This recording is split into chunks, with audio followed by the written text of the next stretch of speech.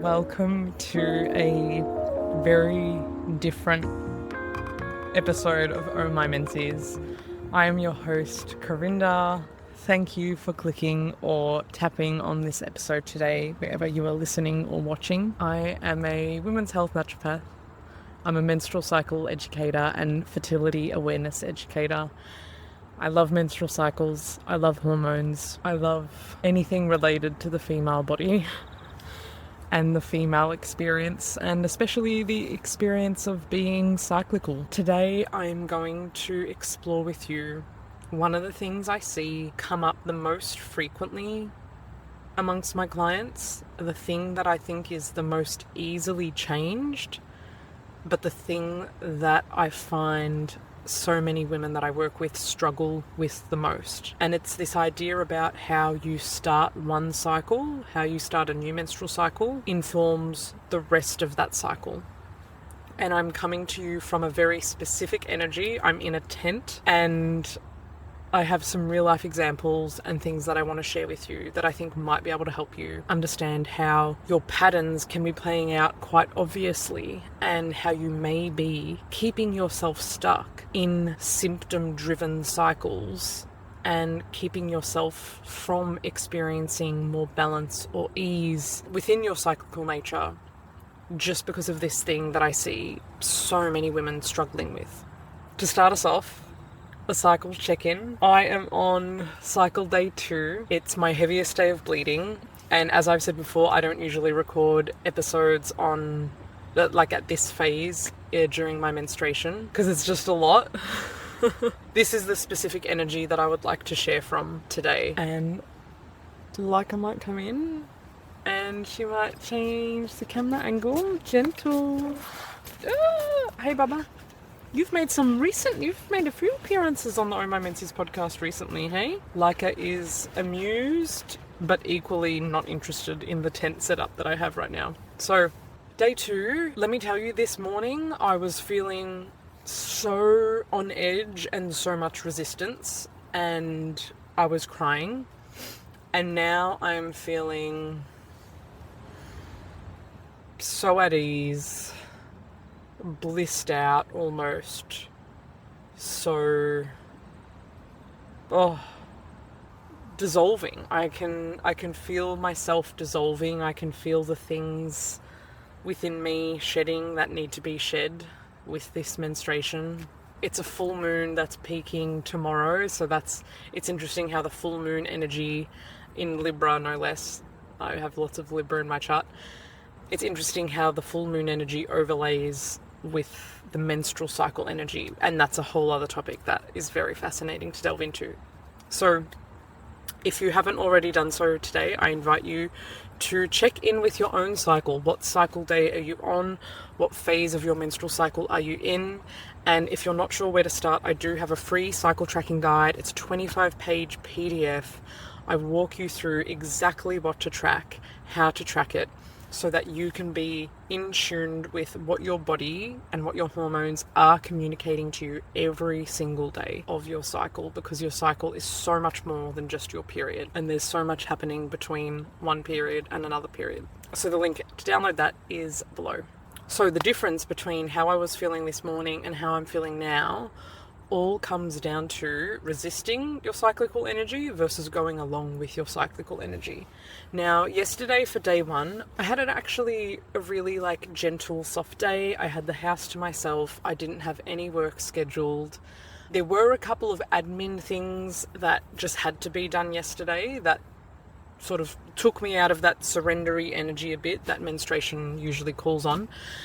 And that definitely activated my mind a bit more, and that is a personal challenge for me, that menstruation is trying to call me into the body, but it's very easy for me to go back up into the mind and mental functions, and it can be so easy for me to see an open day in my calendar that I have blocked out specifically for menstruation, and I'm like, oh, there's no pressure to do any work. Yeah, I'm feeling pretty good. Let's do a bunch of work. That's definitely one of my challenges. But yesterday I was able to lean into it a fair bit, which I was really grateful for. But then last night I had a social event for a performance that my sister was doing, and so there was traveling into the city, and there was socializing, and then there was sleeping in the van with my partner, and then there was waking up in suburbia and starting the day with errands and things to do and interacting with people and lots of stimulation and lots of stimuli in enclosed spaces and just lots of noise from traffic and busyness and people. And it was entirely overwhelming.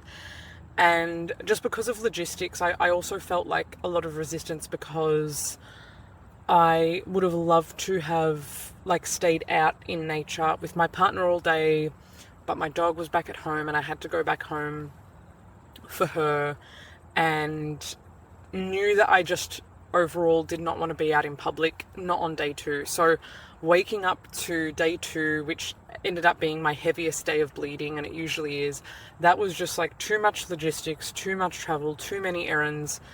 It was so much, and I had a bit of a cry this morning, and I didn't even have the energy to cry. Like my partner just said, like, how's your energy at, like, now you're day 2? And I just started crying because I'm like, oh, I'm actually like feeling a bit low. And I think it was just this culmination of looking at the errands I had to do, looking at the capacity of my personal tank, my physical tank, feeling where my capacity was like drawn down on and how I could replenish it, either just like staying out in nature with him or going home and just like leaning into the nothingness. But like either way, there was an in-between bit to get there. So I wanted to rush through these errands so I could get home sooner, so I could zen out sooner.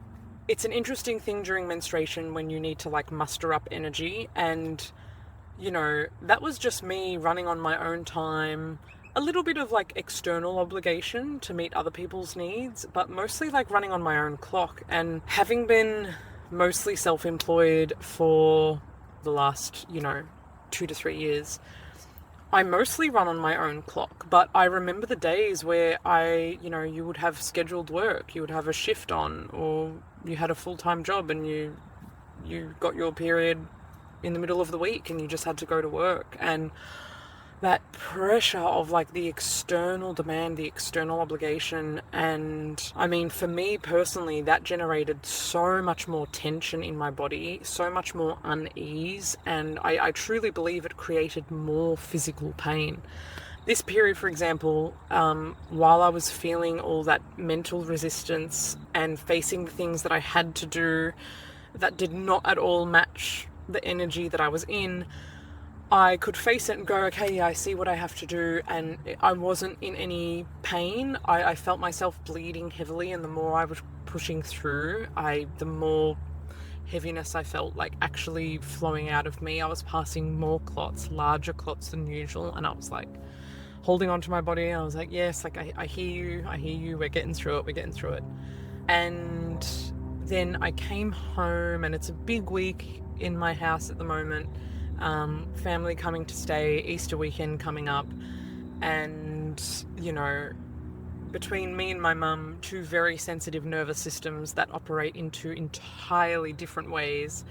And she's no longer menstruating, so she's not kind of running on that cyclical template that I'm running on, and can sometimes have less empathy towards it, and she's just like firing on all cylinders. And I got home, I thought I would have the house to myself, but my mum was home and she was in her energy and I was in mine, and I just said, Mum, I just got my period, I'm on day 2, I've got work to do tomorrow, I'm tired from last night, and today I'm tapping out, okay? Today I'm not available. She asked for my opinion on something that was entirely her decision, and I just said, I have nothing to offer this situation. And this felt different to kind of like the premenstrual irritability, where it can really feel like other people are getting on your nerves. But for me, it was just a full acknowledgement of like, nah, people are who they usually are. People are people. I do not have the capacity for people at this point in time. And all I wanted to do was collapse. But I said, what would be so nourishing is creating a private space for myself out of the house with all the things that would nourish me in exactly the way that I need and in exactly the way that would serve me right now. And so I told her, I said, I've set up the tent outside. I'm bringing all my stuff out there. Like, if you need me, text me. But otherwise, like, I want you to pretend that I'm not here. I'm not here. I'm not available. I've got work to do tomorrow. And so today I am zoning out. And yeah, didn't get a lot of pushback, which was excellent, which was so welcomed. She was just like, okay. And then just asked questions about where I set up the tent and you know, kind of rolled her eyes at me in a loving way of, you know, the tone that she rolls her eyes in is just like, oh my God, who is my daughter? I set up the tent. I've got blankets in here. I've got my diaries. I've got books to read. I've got my tongue drum to play.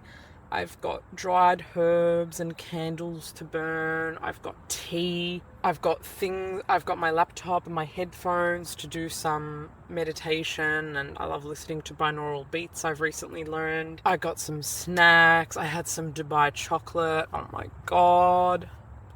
$7 from Aldi, shout out. And I've just been lying here like, this is so nice. I'm so glad I gave this to myself. I'm so glad I gave this to myself. And that leads me to the wider point that I would like to really hone in on with you today.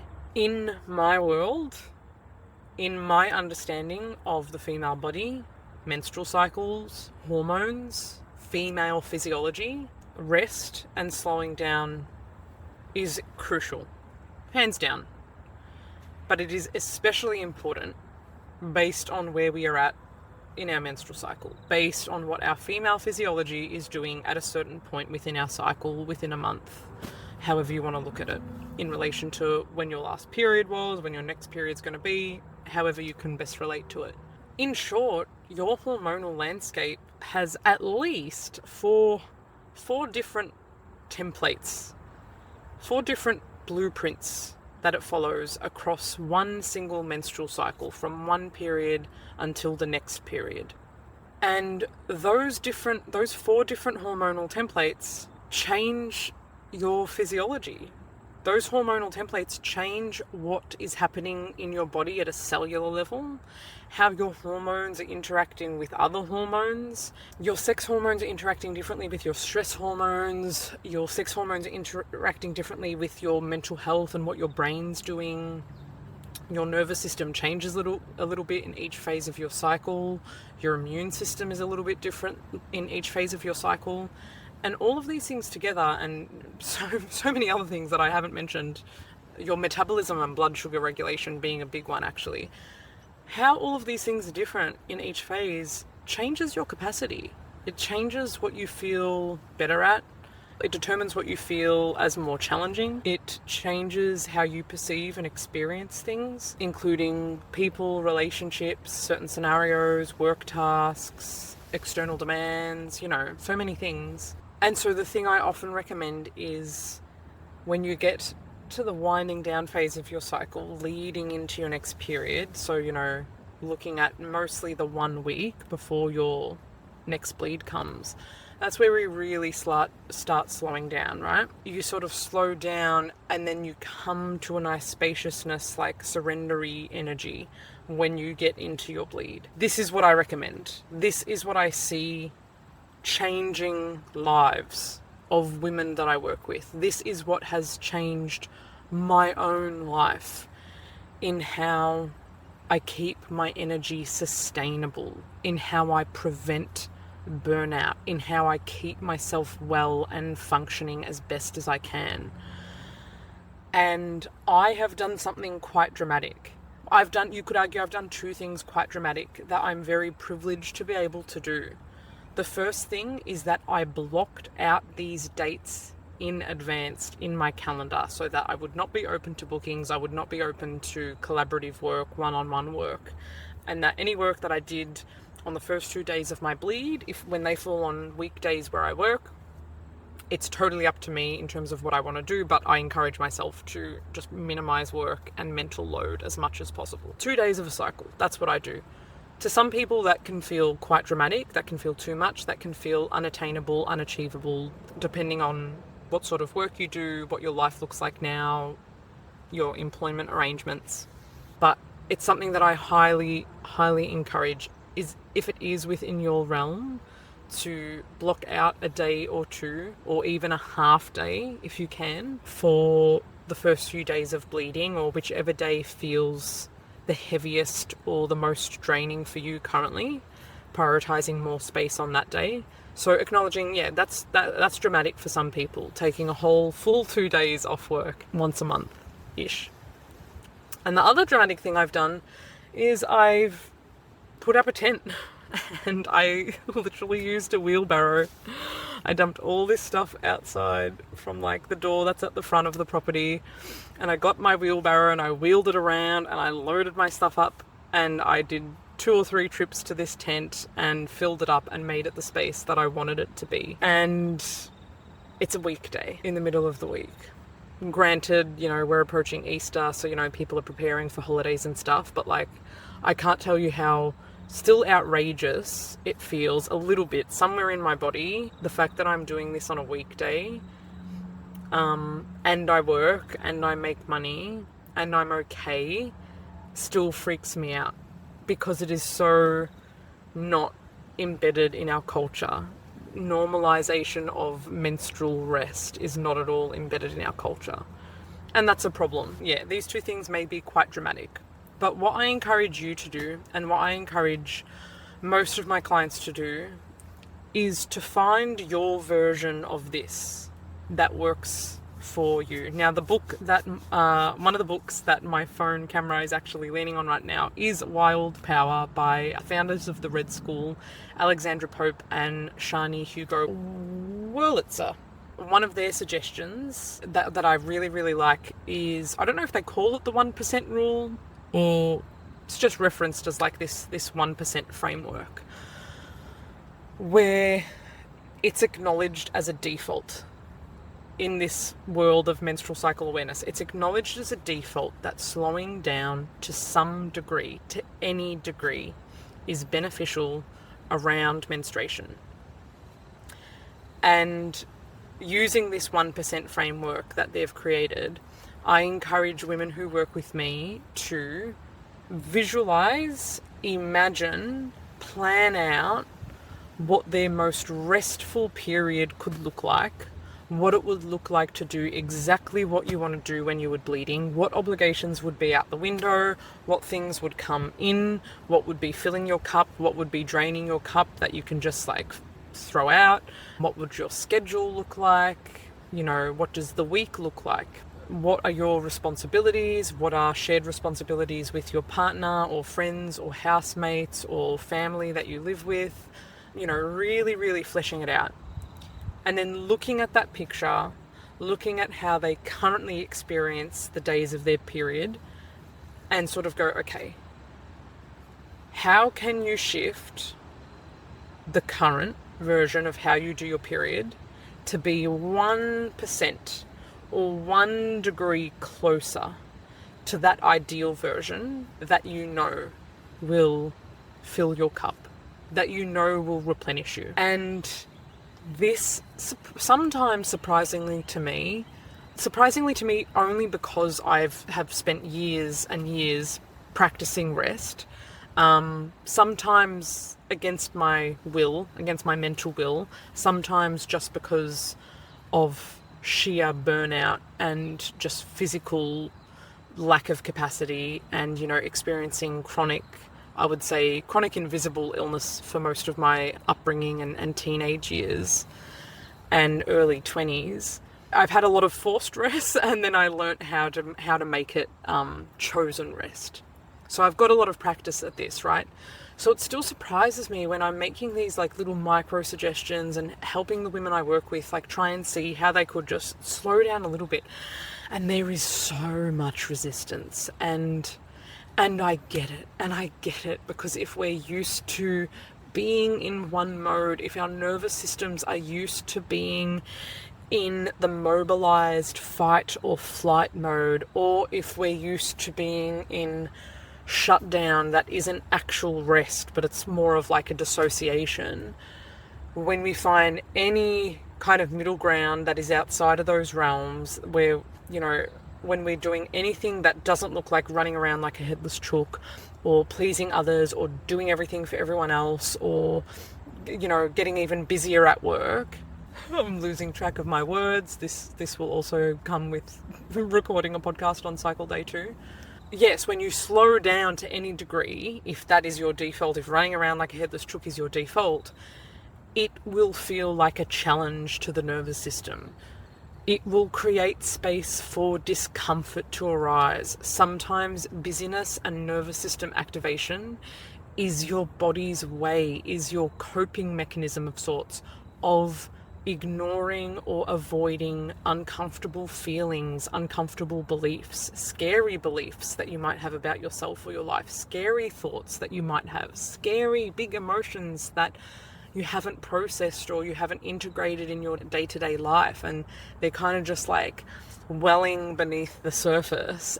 And as long as you're busy, and as long as your calendar's full, and as long as you've got heaps of responsibilities and have to meet everyone else's needs, well, from a survival perspective, it feels good because you don't have to deal with that uncomfortable stuff. So I can really, really appreciate that slowing down can create a pathway for that discomfort to arise and make itself known to you. And I would argue that the discomfort of that process, not understating how hard it is or how uncomfortable it may be, and that it may open up pathways to more healing experience that you're being invited into. But I would argue that discomfort and feeling the feels and being present with the things that maybe you'd rather avoid, or maybe some part of you would rather avoid, is so much more worth it than continuing the cycle of pushing yourself, and then burning out.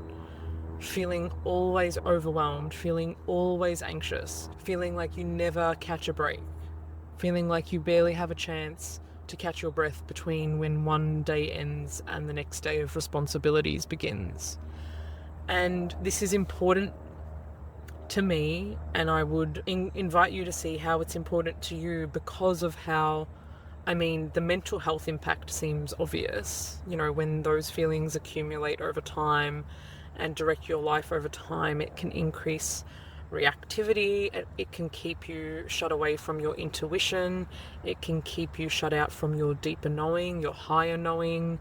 It can lead you astray, when you're running off anxiety and overwhelm. That's the groundwork for poor decision making and being disconnected from what is most true for you and what is ready to serve you in this life. And so you might find that you make decisions that aren't actually in your highest good. And so that's the mental health impact. And obviously it can lead to things like depression. You run like that for long enough, the body will start to shut down, and that includes depression and feelings of dissociation and numbness to the pulse of your own life and your own being. But then physically, your female physiology cannot sustain that. Your female physiology was never designed to sustain that way of being. Constantly go, constantly hustling. We weren't designed like that. When you push past your design, I guess you could say, and what your body is wired for, the body will start to show cracks and symptoms will start to arise. From a menstrual cycle perspective, your periods may start to get more painful or more heavy.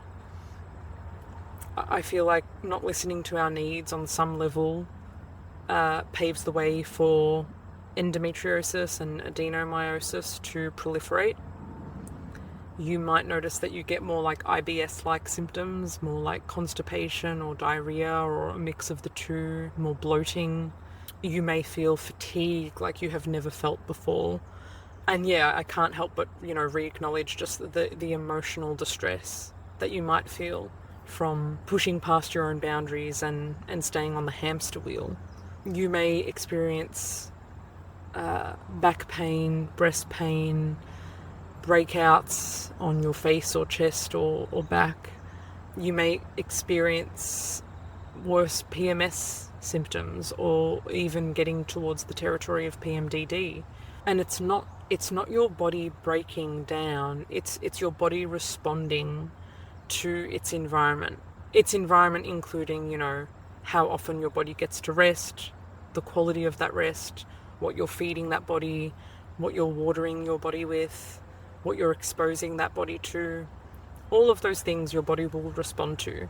And so these symptoms aren't your body breaking down, it's your body just responding to the environment. It's your body going, ooh, we haven't had our cup filled up in this way, we've had to process this stuff that we've been exposed to, we've had to deal with these extra carbs that have come in, or these processed foods that we didn't have the capacity for, and you can see how the bucket starts to get filled, the bucket of your body's capacity, let's say. And symptoms will just naturally arise because you haven't paved the way for optimal functioning. And often I will ask women in consults, in online sessions, I will ask them to just take a moment to drop in, tune in, shut out the noise for a bit and make some contact with your body, place a hand over your womb or over your heart, and I'll say, ask your womb, what do you need right now?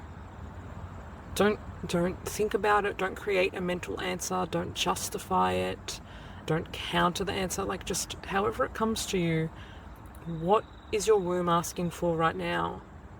And it is astonishing how often the answer is rest, quiet, stillness, slow down, take a breath, more water. It's really, really simple wisdom that is coming from your own body. But if we've had more time and experience practicing the patterns that haven't been serving us, and if we're more familiar with playing out those patterns that helps us avoid rest or avoid slowing down, you can see how it would be easier that even though we have the knowing of, oh yeah, it could feel good to slow down, it could serve my health to slow down, I still default to this pattern of just getting overwhelmed and finding more things to do and filling up my books with responsibility and obligations and then resenting everyone for it, And something that came to me today, as I was putting up this tent, and I shared a little bit about it on Instagram, is no one was coming to put up this tent for me. No one came to me and said, make sure you block out those 2 days of your cycle so that you don't get bookings when you're in the middle of your heaviest days of bleeding, when your consciousness is different, when your capacity is totally different. No one has told me to do that. People don't even encourage me to do that. It's something that can feel really edgy to talk about because it's not normalized. This is something that only you can do for yourself. And you may be so blessed. You may be so blessed with beautiful people around you, partners, friends, family, who can really witness you on this journey and really want to support you. And whether that's in big ways or small ways, but ultimately only you can make that first decision of yes, I need to do something differently. And maybe that involves changing my output based on where I'm at in my cycle, based on how my capacity changes throughout my cycle, based on the biological fact that my wiring and female physiology is not capable of the same level of output and the same level of function at every different stage of the menstrual cycle. And then the hard parts come in where you may need to set boundaries. You may need to say no. You may need to say yes. You may need to ask for help or accept help. You may need to work a little bit to make that room in your schedule. And again, I'm going to pull you back to the 1%.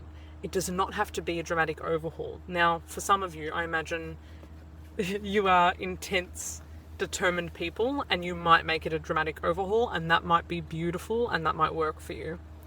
But for others, you may really need to go a low and slow approach, and you may need to build up to this ideal over months and months of practicing these micro moments of rest. Practicing the, okay, I usually work full time regardless of whether I'm on my period. When I'm on my period, I just pop a Panadol, put a tampon in, pack tampons in my bag, and just go about my day as normal, and everything is the same. And maybe that looks like, okay, on the days that I'm bleeding, I'm going to bring a ginger tea to work to give my body warmth and nourishment more than I usually would, and or maybe I will include 5 minutes of silent meditation with a blindfold on my work break.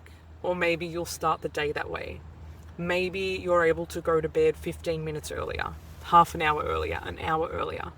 Maybe you can ask a friend or a family member or a partner to make you one meal that you would, if you were normally making all your meals, maybe you can ask them to make one meal for one of those days on your menstrual cycle.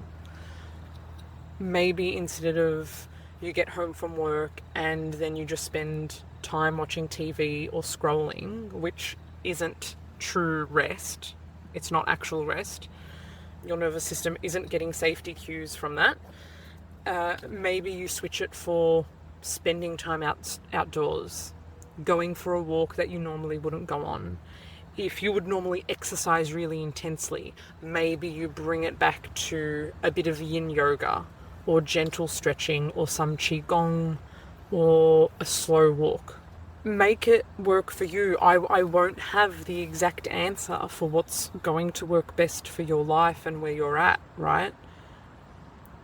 But what I can tell you, based on what I know, based on my experience in my own body and based on my experience in guiding other women through their cyclical selves, through their cyclicity, is that how you start one cycle informs the rest of the cycle.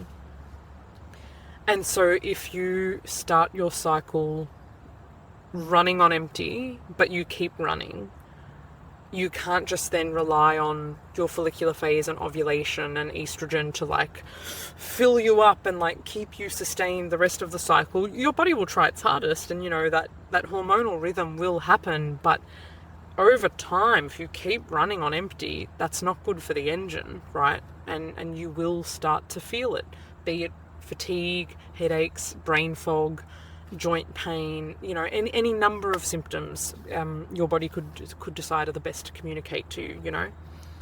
But when we start our cycle from a filled cup, when we choose to slow down and get quiet enough and surrender enough to be able to actually feel what our needs are and follow through on action that would best meet our needs, you're giving yourself and your body the best opportunity for a nice, strong ovulation, for a nice, strong estrogen buildup, and cells that can actually respond to that estrogen optimally.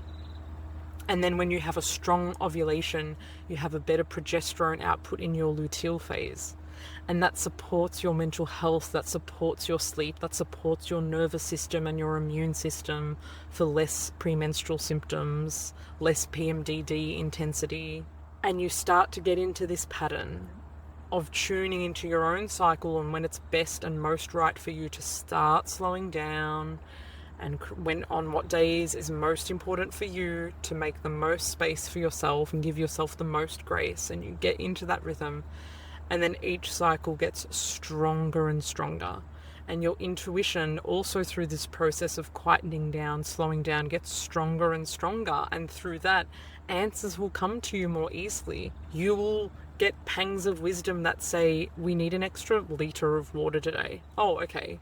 Can you add salt to one of your servings of water today? Oh, okay. We need to start our day with meat. or we need to start our day with a protein-packed meal, or we need more sunlight today, or like, oh, we too much screen time. The intuition will get louder. And when you are just following your genuine intuition, not the voice of anxiety that a lot of us have mistaken for intuition, that's how you support your health. You have everything you need. If you are truly, truly connected to your intuition, you have absolutely everything you need. But it develops over time, and it also develops in response to initiating that first change, even if it's just 1% of change. So I invite you, maybe you want to journal it, or maybe you just want to think about it, or maybe you want to record a voice note to yourself. I love doing that. And just speak out loud or write or think about what your current bleeding days look like, how your days are spent when you have your period. Even start to track, like download the cycle tracking guide and then start to track how your needs change during menstruation. Even if it's really subtle. Do you need an extra bit of sleep? Do you notice that you might naturally sleep for a bit longer or go to bed earlier, or naturally you eat a little bit more before your period, or naturally you are a little bit more closed off or less social, or you might feel more compassionate, more sensitive? Track those subtleties. Start to track like how your needs actually change during menstruation, because it's not going to look exactly the same for every woman, right? So become aware, and then visualize, okay, based on what your current reality is, visualize like what your best, most restful bleed, most nourishing period could look like. And visualize it, write it down, speak it out loud.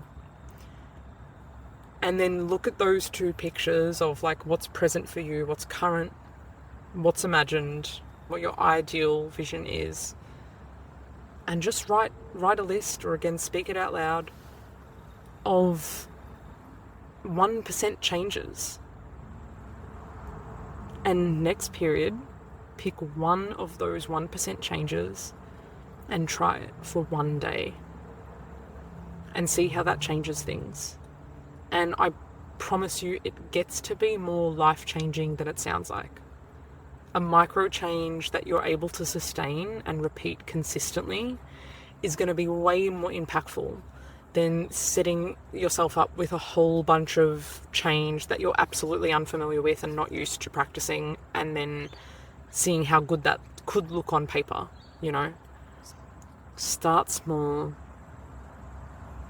get as consistent as you can, and like let it be life-changing.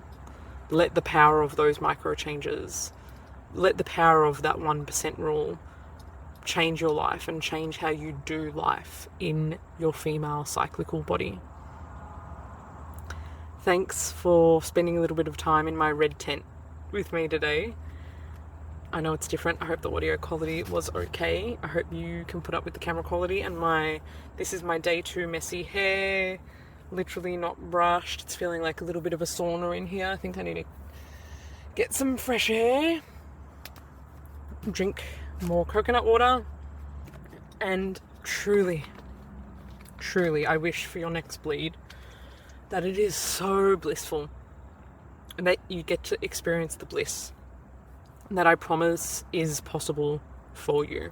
If you would like to connect more deeply with your cycle, please download the free cycle tracking guide. It is full of tips and wisdom and things that I have developed over the last 13 years of tracking and charting my own cycles, including confirming ovulation. And if you feel like I need more support with this, if you have been struggling with period problems or cyclical hormonal issues for a long time, maybe it's months, maybe it's years, you're not alone, because most women who start to work with me have been experiencing what they're experiencing for at least a year, usually a lot longer. And if you feel like you would like some tailored support that actually finally gets to the root of what's causing the symptoms in the first place, rather than just putting another band-aid on top of a symptom and just suppressing it, and then you take the band-aid off and then the symptom's still there, and rinse and repeat. If you've been on that journey with doctors and gynos, I don't have to tell you. But if you would like some tailored support and guidance from me, Harmonized Hormones, my 3 or 6 month journey, is currently available to new patients. It is also at the lowest price that it will ever be until the end of this month, until April 30th. Lots of things will change as of May 1st. There's going to be a few more inclusions, but the price is also going to go up. So if you have been considering this for months or years, if you've been following me for a long time, truly now is the best time to start the journey. It's the lowest investment that it's going to be. Payment plans are always available, and you can just start off with a free connection call, get to know me, let me in on your health story a little bit and what's been going on for you and how you've been moving through things, and I'll paint a picture of how I may be able to support you through that using naturopathic medicine and so many tools that I have in my toolbox over nearly a decade of practicing as a naturopath and working with women on their fertility, their health, their hormones, their periods. So I would love to support you. And so throughout the month of April, before the price rise, my calendar will be open for those 15-minute free connection calls to get to meet some of you and see if the Harmonized Hormones journey is right for you. So I'd love to digitally meet you. You can book in using the link in the description wherever you're watching or listening to this. And if you liked this episode, please do follow or subscribe wherever I'm with you in the digital world, whether that's YouTube, Spotify, or Apple. I am also on Instagram, but less present there these days. And when you download the free cycle tracking guide, you will also opt into my weekly Karinda's Corner newsletters, if that is your cup of tea, with more stories, personal shares, insights, and things that I'm learning every day about hormones and the nature of being a woman in a cyclical body with cyclical DNA, and how wild and crazy that gets sometimes. Anyway, so I'll catch you in your inbox. Hopefully I'll catch some of you on some connection calls for Harmonized Hormones, and if not, I will see you in the next episode of Oh My Menses. Thank you. Blessed bleeding. Thank you for joining me for another episode of Oh My Menses. If you have a special request of something you'd like to hear me talk about, or you have any questions that you want to ask me, please drop me a line at hello@karindaholistics.com.au. I would like to acknowledge the land and country on which I live, work and create, that of the Wurundjeri people of the Kulin Nation. I honour their connection to land, sea, flora and fauna across this country. I pay my respects to the elders of these communities, past, present and forthcoming.